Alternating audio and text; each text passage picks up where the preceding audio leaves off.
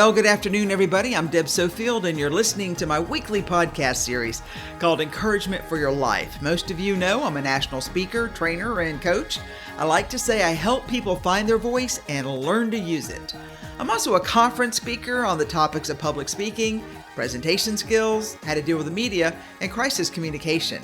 I've got a number of other presentations on my website if you'd like to check those out. If your organization has an upcoming conference and you need a keynote speaker, I hope you'll reach out at debsofield.com. I would love to be a part. I've got a number of great books on the market. My best-selling book, Speak Without Fear. My book, Perfecting Your Platform. Both of those are on Amazon and Audible if you like to listen to books. And my series, Encouragement for Your Life, which is a compilation of these podcasts, they're available on Amazon, volumes 1 through 3. Just go into Amazon, type in my name, Deb Sofield, all my books will appear. So today's a different type of show. I'm actually calling it Until Next Time, and here's why. After years of doing a radio show and podcasts, it's time for me to move on to my next adventure. But before I go, I'm going to leave you with my final thought, and it's about doing your part for your future and others. I'm Deb Sofield. Stay with me. I'll be right back after the break. Like many of you, I am concerned about our world. There's no hiding the fact that we are in an age of change, but no matter what happens, I will not lose my focus on the long game that I've written out for myself. And I'm hoping and trusting and praying that you will do the same. Every day, something in our world is changing. Issues come and go, people come and go, life moves on, and the world continues to spin on its axis. But in the midst of all of that change, some things stay the same. Friend, I want you to always be mindful that just because others are running scared doesn't mean you have to follow. Ever. What you should consider doing is leading or leveraging, or if need be, leave for a more perfect future. Don't waste a minute of your time following the wobbly crowd. They don't know where they're going. They have no plan. They run after one issue or another with nothing to be done about it, but hurl angry comments online that no one's actually listening to. Instead of being afraid, worried, or angry, I hope you'll put your energy into focusing on the good that's in the world, the good in your community, your friends, and of course your family. The older I get, the more I realize, and I'm guessing you do too, that the Chicken Little story we read to our kids is still very much alive in the world today. And while others allow outside voices to affect their outcome, their attitude, or their self-confidence, don't let that be you. Really, don't let that be you. No one on the outside should be able to get into your head with their misinformed opinions and push you off track or mislead you down a path that has no purpose or value. Friend, there is much good all around us. And yes, sometimes we have to look a bit harder, but it's there. And if it's not there, then you need to step up and put it there for others. On social media sites, I'm always happy to read stories of the good that is going on all around us. Whether it's neighbor helping neighbor, kids caring for the elderly, or people saving animals. If you look, you can find it no matter what the media or others with an agenda tell us. I think we would do well to focus on the good or make good happen for others. I can think of no better gift given by you to others than to be the source of light and love. So I have to ask, what will it take to make that happen? Well, that's the hard part, because what it takes is a mindset that sees the good in others even when they know of their past mistakes. It also takes an open heart and mind to see the truth and then find a way to make it better. Whether it's a person, a problem, or a situation that, with your direction, could be made whole or better or settled. Sometimes issues just hang around because nobody wants to be the heavy and put the issue to rest. Sometimes tough love is what is needed for the betterment of all involved. I also believe that to focus on the good takes a willingness of spirit to make good happen. And we can all, in our own way, make good happen. Let me go back to the idea of having a mindset that sees the good in others. Within an instant, we all make judgments about someone. Sometimes we're right, and sometimes, we misjudge. Either way, we choose to hold over the heads of others our opinions of them. No doubt your instincts are good and for the most part correct when it comes to meeting someone who's a crook or a nut or a deceitful person. Good for you. Never let them close enough to cause you harm. But sometimes we choose not to open our hearts because we just don't like the company others keep, or the way they look, or you could fill in the reason. If that's the case, would you consider, within reason, a new view on those you don't know well or don't know well anymore? I work with a wide range of clients, and one thing I've seen repeatedly is that when someone who is on the margin is welcomed into a group, they quickly warm to the group and become a productive member of the team. All they needed was a welcoming gesture to make them feel secure enough to leave the edge of darkness and walk into the light. Imagine that.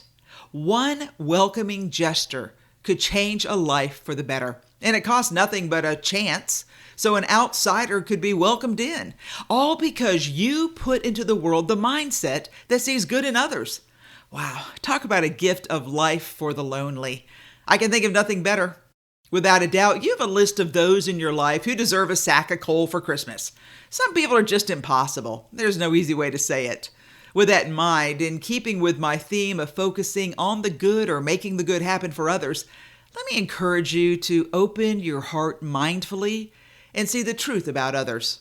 Every family has a black sheep or two, or in my case, 3 or 4. I have all brothers.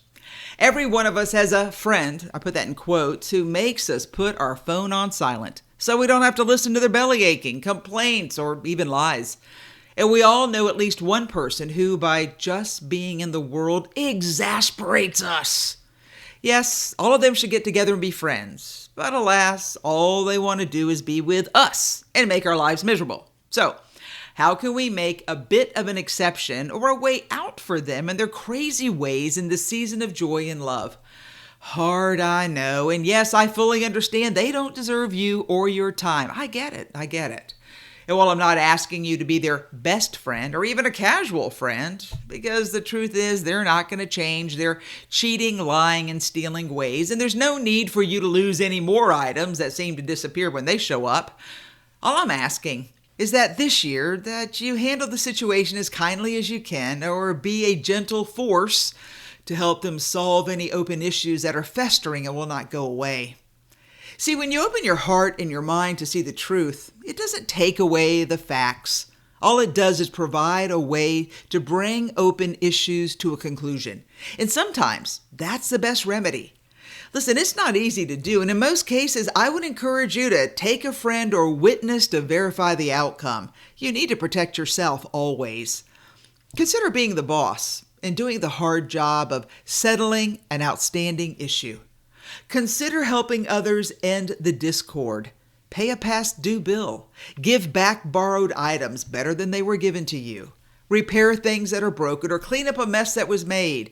You can still hold them responsible, but with an open heart and mind, you are now allowing a whisper of peace and finality to happen as you close out this year. 2 themes I've mentioned can be summed up in this final thought of having a willingness of spirit to make good happen. Are you required to do this? No, actually you're not. Should you do it? Perhaps. Would it settle old issues? Maybe, maybe not. But what it will do is remind you that, as my favorite phrase always reminds me, there but for the grace of God go I. Many people we know are one paycheck away from scarcity, one heartbreak away from depression, one missed payment away from homelessness. And while we can't fix the world, we can, just by being in the world, be a light for others. All it takes is a willingness of spirit to make good happen. I know you're busy with your own life and family. I get it. I also know if you had the time, you would give it to others. But the truth is, we have to make time or take time to go beyond our normal circle to be of help to others by giving and using the gifts we already have. If you and your friends and family are open to making good happen, I believe you will be amazed at how easily it will come about just by being a willing vessel to pour into the lives of others this season. We all agree that someone at some time needs to step up and make good things happen. Well, let me just say it. That someone is you. And although your kind actions are not always seen or appreciated by others, it does not change the spirit or the outcome of your kindness. I doubt deep inside you're doing it for yourself. Most of the time, we have to call on our better angels to help us through. Sometimes you have to push the envelope to solve issues that others have gotten themselves into. But to make it easier, to make it happen, and to have an outcome, friend, you might need to help solve the situation for an acceptable outcome. All right, I admit I'm leaving you with a long list of to-do items, but I know you can do whatever you put your heart and mind to, so I don't feel so bad leaving you with work that's going to be on probably your life list. I do want to thank you for being a kind and caring person with a mindset that sees the good in others and for opening your heart and mind to see the truth. But most importantly, having a willingness of spirit to make good happen and being willing to be the peacemaker this holiday season and the next, and the next, and the next. Our friend, your wisdom, your kindness, your benevolence might be the best gift ever for those in need. All right, I want to thank you for being a part of my journey. Friend, I wish you great success in life. All right, that's the end. I've been doing about 250 shows. And I had to make a decision if I was going to keep going or close it down. And since I have so many other opportunities are just around the corner, I thought I would go ahead and close this part of my work down. But I am calling it until next time. So stay tuned. Who knows when I'll show back up. I'll sign off by saying thank you for listening to Deb Sofield's encouragement for your rock star amazing life. And friend, I'll see you next time. Take care, everybody.